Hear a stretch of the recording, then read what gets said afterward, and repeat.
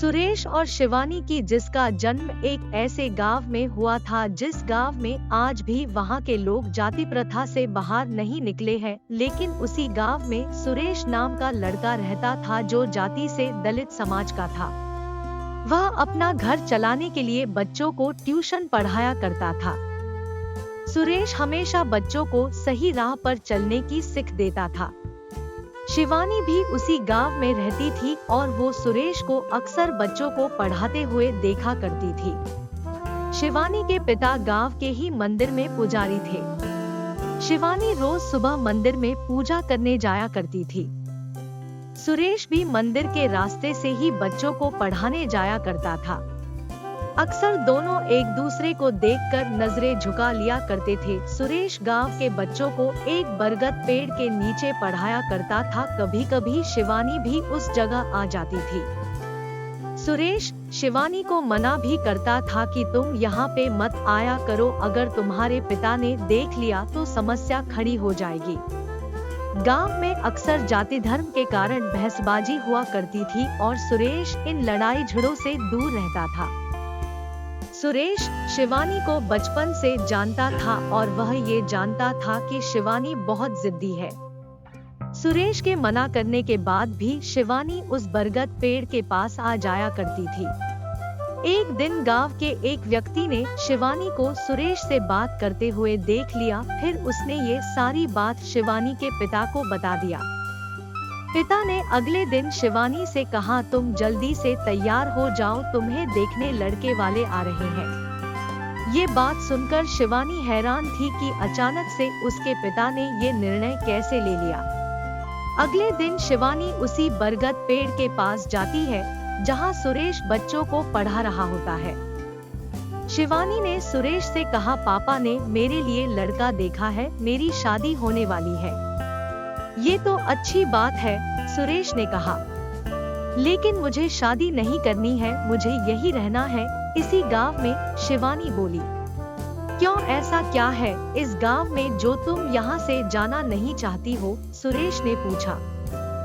क्योंकि कि इस गांव में पापा है और तुम, शिवानी ने कहा। इतना कहकर शिवानी वहाँ से चली जाती है। सुरेश अब समझ चुका था कि शिवानी उसे पसंद करती है। सुरेश के दिल में भी शिवानी के लिए प्यार था, लेकिन उसने कभी भी अपने दिल की बात शिवानी को नहीं बताया। सुरेश ने गांव की जातिवाद समस्या की वजह से अपने प्यार को दिल में ही दबाए रखा था। लेकिन जब शिवानी ने उससे कहा कि उसकी शादी होने वाली है, तब सुरेश की दिल की धड़कनें तेज हो गई थी। लेकिन उस समय सुरेश ने शिवानी के सामने ऐसे बात किया मानो जैसे कि उसे कोई फर्क ही न पड़ता हो। अब दोनों के दिल में एक दूसरे के लिए प्यार था, लेकिन उन्हें समझ में नहीं आ रहा था कि अपने प्यार का इजहार कैसे करें। इधर शिवानी का रिश्ता तय हो गया। अगले ही महीने उसकी शादी होने वाली थी। 2 सप्ताह से सुरेश ने शिवानी को कहीं नहीं देखा। किसी ने बताया कि उसका रिश्ता तय होने के कारण अब वह घर से बाहर नहीं निकलती।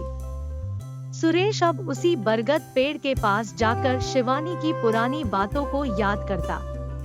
उसे अब कोई रास्ता नहीं दिखाई दे रहा था। अगले सोमवार को शिवरात्रि पूजा थी। सुरेश सुबह से ही मंदिर के पास खड़ा था। उसे उम्मीद था कि शिवानी मंदिर जरूर आएगी और कुछ देर बाद शिवानी मंदिर आती है। सुरेश तुरंत मंदिर की गेट के पास जाकर खड़ा हो जाता है। शिवानी की नजर सुरेश पे पड़ती है। वह सुरेश को देखकर मायूस हो जाती है। जब शिवानी पूजा करके मंदिर से बाहर निकलती है, तब सुरेश उसे मिलने का इशारा करता है। दोपहर के समय उसी बरगद पेड़ के पास दोनों मिलते हैं। शिवानी की नजरें सुरेश को ही देख रही थी। सुरेश अपनी नजर नीचे करके कहता है, शिवानी, जब तुम मेरे पास रहती थी तब मुझे कुछ फर्क नहीं पड़ता था और न ही मुझे कुछ महसूस होता था, लेकिन आज जब तुम दूर जा रही हो तो पता नहीं मुझे अजीब सी बेचैनी हो रही है। ऐसा लग रहा है मानो मेरे जीवन का कोई कीमती चीज मुझसे दूर हो रहा है। ऐसा लगता है कि मुझे तुमसे प्यार हो गया है। अब मुझे समझ में नहीं आ रहा है कि मैं क्या करूं। सारी बातें सुनकर शिवानी की आंखों में आंसू आ गए। उसने कहा, सुरेश अब तुम ही बताओ कि मैं क्या करूं। मैं भी तुम्हें बहुत चाहती हूँ लेकिन कभी तुम्हें बता नहीं पाई। अब कैसे रहूंगी मैं तुम्हारे बिना, मुझे तो कुछ भी समझ में नहीं आ रहा है।